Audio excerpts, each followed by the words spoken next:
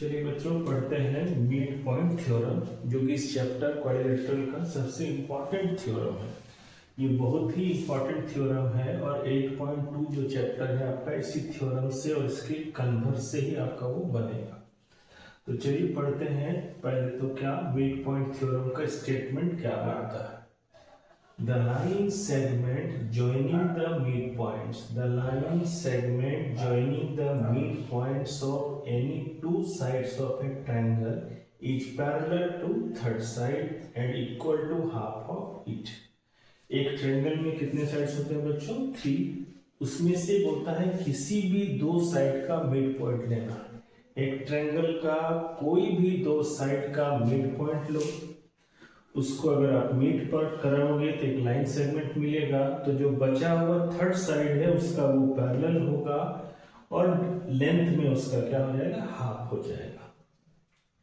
Theorem के statement को समझना बहुत जरूरी है बच्चों। तो ध्यान से देखिए कि थोड़ा सा हिंट देते हैं। मान लीजिए एक ट्रायंगल है, इस ट्रायंगल में मान लीजिए इस साइड का मिड पॉइंट है और इस साइड का मिड पॉइंट है। तो अगर इन दोनों को हम मिलाएंगे, तो ये जो बचा हुआ थर्ड साइड है इसका पैरेलल भी होगा और इसका लेंथ में कितना होगा? हाफ होगा।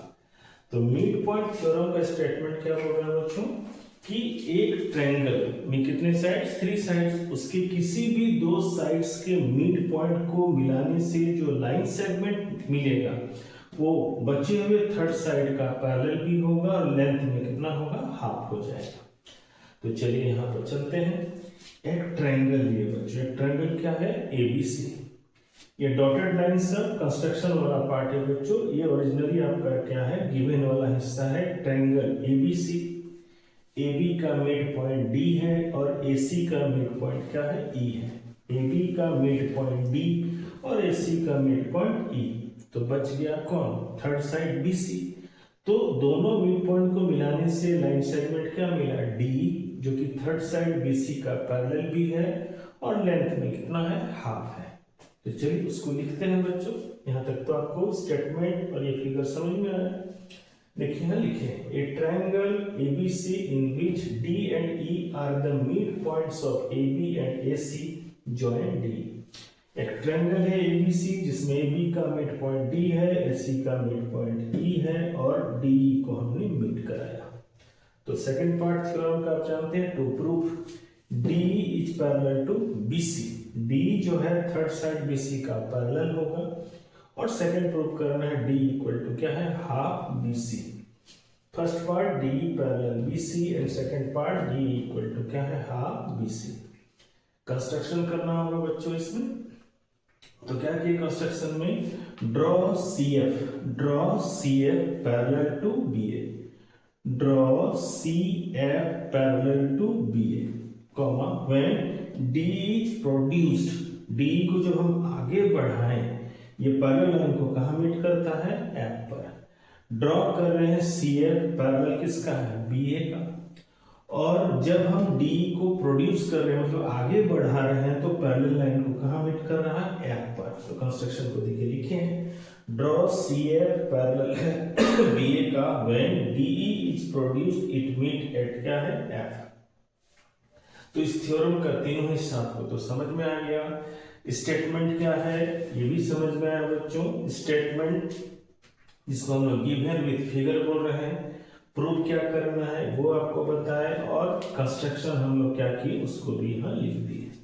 तो स्टेटमेंट से आपको ये तो पता चला कि एक ट्रायंगल होगा या कोई भी ट्रायंगल होगा, उसके दो साइड्स के मिड पॉइंट को अगर मिलाइएगा तो एक लाइन सेगमेंट मिलेगा और वो लाइन सेगमेंट थर्ड साइड का जिसका मिड पॉइंट आप नहीं लिए हैं उस साइड का वो पैरेलल भी होगा और लेंथ में कितना होगा? हाफ होगा। तो चलिए इसके आगे हम लोग इसको फिर प्रूव करते हैं। चलिए अब इसका आगे प्रूव करते हैं बच्चों। तो चलिए प्रूव करते हैं। प्रूफ में देखिए इस फिगर में दो ट्रायंगल आपको दिख रहा है। ये दोनों ट्रायंगल हम लोग लेते हैं। In a triangle ADE and triangle CEF। ये दोनों ट्रायंगल लिए। इन दोनों ट्रायंगल में ये एंगल और ये एंगल इक्वल होगा। क्यों होगा बोलिए बच्चों? वर्टिकल ऑपोजिट एंगल से ये दोनों एंगल्स क्या होंगे? इक्वल होंगे। तो लिखते हैं angle AED equal to angle CEF। कहां से? वर्टिकल ऑपोजिट एंगल से। उसके बाद ध्यान दीजिए, BA पैरेलल है CF का, BA पैरेलल है CF का, BA पैरेलल है CF का कंस्ट्रक्शन से, और AC उसका ट्रांसवर्सल है, AC उसका ट्रांसवर्सल है। तो ये एंगल और ये एंगल भी इक्वल होगा। किससे?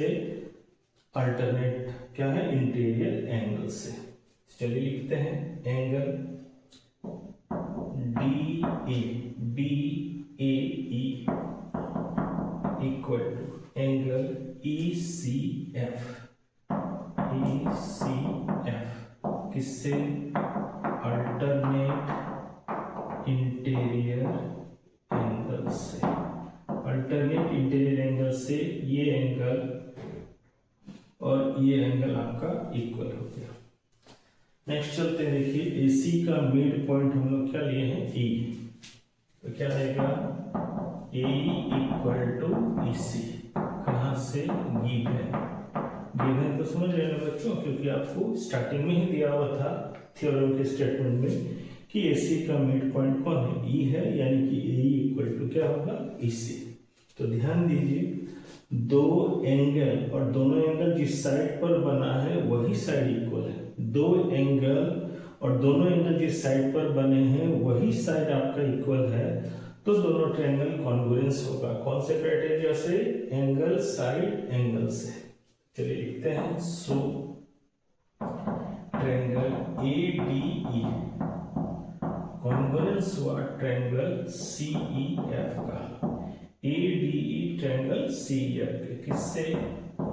एंगल साइड एंगल रूल से।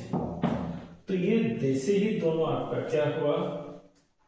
दोनों ट्रायंगल कॉन्ग्रुएंट हुआ ऐसे रूल से, तो हम जो चाहे वहां से साइड और एंगल को इक्वल में ले सकते हैं। तो चलिए लेते हैं पहला बाय सिंप्लिसिटी।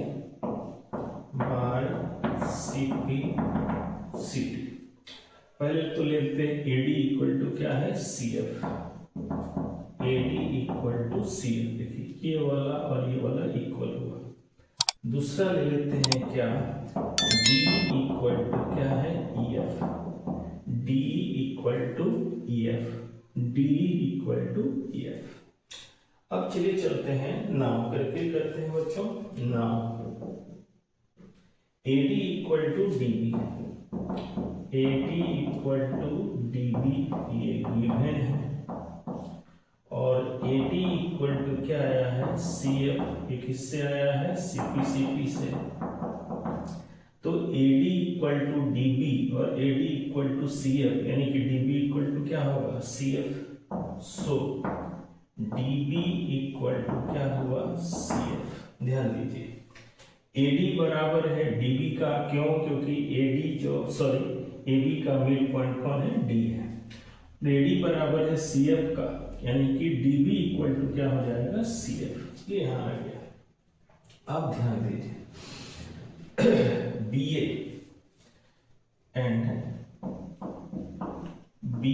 पैरेलल है किसका? CF का। BA पैरेलल है किसका? CF का। देन BD या DB पैरेलल होगा किसका? DB पैरेलल होगा CF का। DB पैरेलल हुआ CF का। ध्यान दीजिए, BA पैरेलल है CF का। पूरा ये लाइन BA पैरेलल है CF का, और BA का ही पार्ट है कौन? DB। तो DB भी पैरेलल होगा किसका? CF का। तो ध्यान दीजिए, DB इक्वल टू क्या मिला? CF। DB इक्वल टू मिला CF, और DB पैरेलल मिला क्या? CF। दोनों एक दूसरे के इक्वल भी हैं और दोनों एक दूसरे के क्या है? पैरेलल भी हैं। तो ऐसा क्वाड्रिलेटरल जिसका एक ऑपोजिट साइड्स जो होगा पैरेलल भी है और इक्वल है, तो ये जो क्वाड्रिलेटरल है वो क्या होगा, ये पैरेललोग्राम। तो यहाँ लिख सकते हैं hence quadrilateral DBCF is a parallelogram.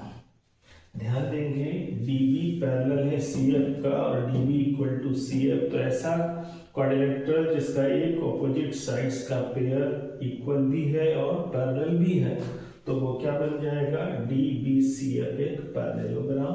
चल इसके आगे फिर हम लोग उसको प्रूव करते हैं। चलिए यहाँ पर क्या प्रूव किया बच्चों, क्वाड्रिलेटरल DBCF जो है पैरेललोग्राम है। DBCF इज ए पैरेललोग्राम, उसको लिखते हैं since DBCF quadrilateral DBCF is a parallelogram. अगर DBCF एक पैरेललोग्राम बन गया तो DF पैरेलल होगा, सो DF पैरेलल है BC का, ये DF पैरेलल होगा BC का, और एंड क्या आएगा, DF इक्वल टू क्या है, BC। तो अगर DBCF एक पैरेललोग्राम है तो उसका ऑपोजिट साइड्स पैरेलल होगा, यानी कि DF पैरेलल है BC का और DF इक्वल टू क्या आएगा, BC। तो यहाँ पर ध्यान देंगे बच्चों, इफ DF अगर पैरेलल है BC का तो DF का ही पार्ट है क्या, D, सो DE पैरेलल होगा किसका, BC का। ये आपको प्रूव हुआ कौन, फर्स्ट पार्ट, ये फर्स्ट पार्ट प्रूव हुआ। ध्यान से देखिए, अगर DF पूरा पैरेलल है BC का तो DF का ही पार्ट है कौन, DE, तो वो भी पैरेलल होगा किसका, BC का। अब चलिए सेकेंड पार्ट लेते हैं। We have DF equal to BC। DF किसके इक्वल है, BC के, क्यों, क्योंकि DBCF जो है पैरेललोग्राम है, उसका ऑपोजिट साइड्स क्या होता है, इक्वल। अब ध्यान दीजिए DF कैसे बनेगा बच्चों, DF कैसे बनेगा बोलिए, DE प्लस EF। DF को हम DE और EF को अगर जोड़ते हैं तो DF बनेगा, ये तो ध्यान रखिए।